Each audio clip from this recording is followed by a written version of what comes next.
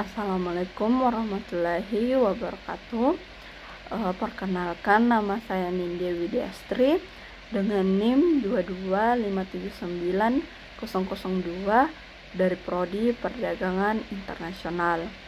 Nah, kali ini saya akan membahas materi mengenai dinamika pertumbuhan ekonomi negara-negara berbasis ekonomi merkantilis dan implikasinya pada keseimbangan ekonomi global. Nah, kita masuk pada pendahuluan, yaitu merkantilisme adalah sistem ekonomi yang berkembang pada abad ke-16 hingga abad ke-18 yang mengutamakan peningkatan kekayaan nasional melalui surplus perdagangan dan akumulasi logam mulia. Nah, prinsip utama merkantilisme meliputi proteksionisme, intervensi pemerintah, dan kontrol ketat terhadap perdagangan luar negeri. Nah, meskipun teori ekonomi klasik telah lama menggantikan merkantilisme, banyak negara tetap menerapkan kebijakan yang mencerminkan prinsip-prinsip merkantilis baik secara langsung maupun tidak langsung. Kita masuk pada pembahasan pertama, yaitu teori merkantilisme. Merkantilisme menekankan pentingnya menjaga surplus perdagangan, yaitu kondisi di mana nilai ekspor melebihi nilai impor. Nah, negara-negara merkantilis berupaya untuk mengurangi impor barang-barang manufaktur dan meningkatkan ekspor produk-produk jadi. Nah, kebijakan proteksionis seperti tarif tinggi dan pembatasan impor serta dukungan terhadap industri domestik melalui subsidi dan insentif merupakan ciri khas dari pendekatan ini. Kita masuk pada pembahasan kedua, yaitu prinsip-prinsip merkantilisme. Yang pertama ada surplus perdagangan. Nah, mengutamakan ekspor dan membatasi impor untuk memperoleh surplus perdagangan. Nah, surplus perdagangan adalah kondisi di mana nilai ekspor suatu negara melebihi nilai impornya.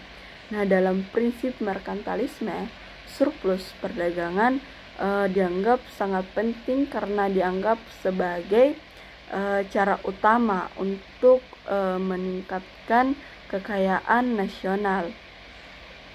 Nah, negara-negara yang menganut prinsip ini percaya bahwa dengan menjual lebih banyak barang luar negeri daripada yang mereka beli, nah mereka dapat mengakumulasi kekayaan dalam bentuk logam mulia seperti emas dan perak. Yang kedua ada proteksionisme. Nah, melindungi industri dalam negeri melalui tarif tinggi dan pembatasan impor.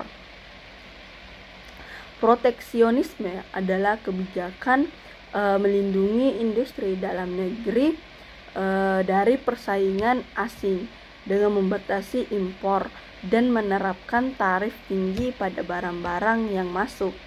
Nah, prinsip ini bertujuan untuk memastikan bahwa industri domestik dapat berkembang tanpa tekanan dari produk impor yang lebih murah atau lebih berkualitas.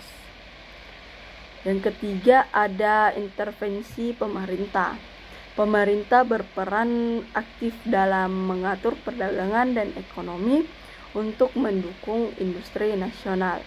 Nah, prinsip merkantilisme menganggap bahwa pemerintah harus memainkan peran aktifnya dalam mengatur ekonomi dan perdagangan untuk memastikan bahwa kepentingan nasional dilayani. Nah, ini berbeda dengan pandangan ekonomi laissez-faire yang menganjurkan meminimalisasi intervensi pemerintah dalam ekonomi. Kita masuk pada pembahasan selanjutnya, yaitu dinamika pertumbuhan ekonomi negara berbasis ekonomi merkantilis. Negara-negara yang menganut kebijakan ekonomi yang mirip dengan merkantilisme modern seperti Cina dan beberapa negara Asia Timur lainnya telah mengalami pertumbuhan ekonomi yang signifikan dalam beberapa dekade terakhir. Nah, faktor-faktor yang mempengaruhi dinamika pertumbuhan ekonomi ini meliputi yang pertama ada kebijakan industri dan perdagangan. Nah, kebijakan industri dan perdagangan merupakan inti dari pendekatan ekonomi merkantilis modern. Nah, negara-negara ini fokus pada pengembangan sektor-sektor industri yang strategis dan berdaya saing tinggi di pasar internasional. Penjelasan lebih jelasnya yaitu ada strategis kebijakan. Nah, ini ada 3 poin. Yang pertama ada dorongan ekspor, subsidi intensif, pajak, dan dukungan logistik untuk mendorong ekspor. Poin kedua ada proteksionisme terpilih. Nah, ini seperti tarif dan kota untuk melindungi industri domestik. Poin ketiga ada intervensi pemerintah. Nah, rencana seperti rencana 5 tahun dan kontrol BUMN untuk alokasi sumber daya efektif. Yang kedua ada investasi dalam infrastruktur. Investasi besar-besaran dalam infrastruktur merupakan faktor kunci dalam mendukung pertumbuhan ekonomi yang berkelanjutan. Infrastruktur yang baik tidak hanya mendukung industri dan perdagangan, tetapi juga meningkatkan produktivitas secara keseluruhan. Penjelasan lebih lanjutnya ada faktor investasi infrastruktur itu terbagi atas 4 poin. Yang pertama ada transportasi. Poin kedua ada jaringan kereta api cepat, seperti jaringan kereta api cepat, pelabuhan, dan bandara yang efisien. Yang kedua ada energi. Nah, investasi dalam energi terbarukan dan jaringan listrik yang stabil. Poin ketiga ada teknologi informasi dan komunikasi, seperti pengembangan jaringan dan implementasi kota cerdas.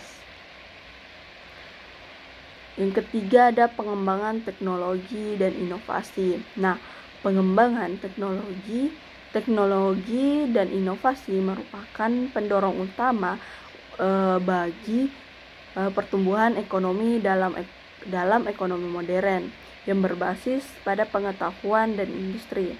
Nah, negara-negara merkantilis modern telah berinvestasi besar-besaran dalam penelitian dan pengembangan atau R&D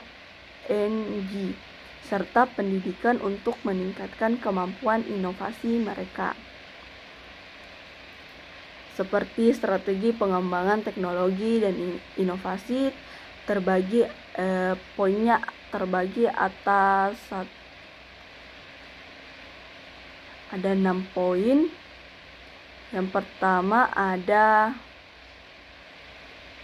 investasi dalam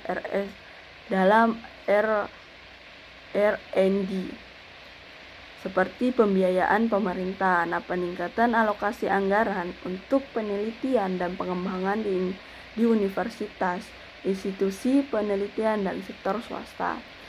Selanjutnya ada kemitraan publik swasta, kolaborasi antara pemerintah dan sektor swasta untuk pengembangan teknologi baru dan inovasi industri. Selanjutnya ada pendidikan dan pelatihan. Nah, ini lebih ke pendidikan sains, teknologi, teknik, dan matematika. Seperti peningkatan kualitas pendidikan di bidang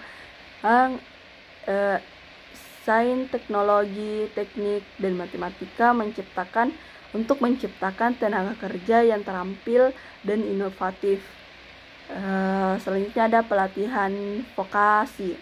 Nah, program pelatihan vokasi untuk meningkatkan keterampilan tenaga kerja di sektor-sektor industri tertentu. Selanjutnya ada kebijakan perlindungan kekayaan intelektual, seperti hak paten dan merek dagang.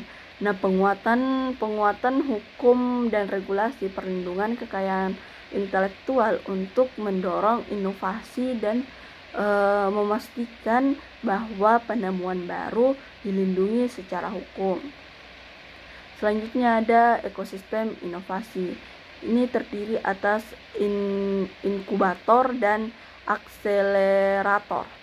Pendirian inkubator dan akselerator bisnis untuk mendukung startup dan perusahaan teknologi baru. Selanjutnya ada hubungan inovasi. Nah, pembentukan kawasan inovasi yang menggabungkan universitas dan perusahaan teknologi dan institusi penelitian untuk menciptakan ekosistem inovasi yang dinamis. Pembahasan selanjutnya ada implikasi pada keseimbangan ekonomi global. Yang pertama ada ketidakseimbangan perdagangan global. Nah, ketidakseimbangan perdagangan terjadi ketika suatu negara memiliki surplus atau ekspor lebih besar daripada impor, atau defisit atau impor lebih besar dari ekspor. Implikasinya meliputi ketergantungan ekonomi. Nah, negara dengan defisit cenderung bergantung pada pinjaman asing untuk mendanai konsumsi yang melebihi produksi domestik. Selanjutnya ada pertumbuhan ekonomi. Nah, negara dengan surplus dapat mengalami pertumbuhan yang lebih stabil karena mampu menabung dan berinvestasi lebih banyak. Selanjutnya ada ketidakseimbangan global. Nah, terlalu banyak defisit dapat juga mengganggu stabilitas ekonomi global. Yang kedua ada proteksionisme dan perang dagang. Nah, kebijakan proteksionisme seperti tarif tinggi bisa memicu perang dagang dengan implikasinya yaitu ketegangan internasional, seperti meningkatkan ketegangan perdagangan dan politik antar negara. Selanjutnya ada penurunan perdagangan. Nah, membatasi perdagangan global menghambat pertumbuhan ekonomi. Selanjutnya ada ketidakpastian investasi. Nah, mengurangi investasi dan pertumbuhan ekonomi global. Yang ketiga ada redistribusi kekayaan global. Nah, ini kebijakan seperti quantitative easing bisa mempengaruhi distribusi kekayaan, seperti kesenjangan kekayaan, meningkatkan kesenjangan antara pemilik aset dan non-aset. Selanjutnya ada polarisasi ekonomi. Nah, ini memperbesar divisi antar negara maju dan berkembang. Selanjutnya ada ketidakpastian finansial. Nah, potensi ini untuk ketidakstabilan ekonomi global. Nah, hanya ini yang dapat saya sampaikan pada materi kali ini. Wassalamualaikum warahmatullahi wabarakatuh.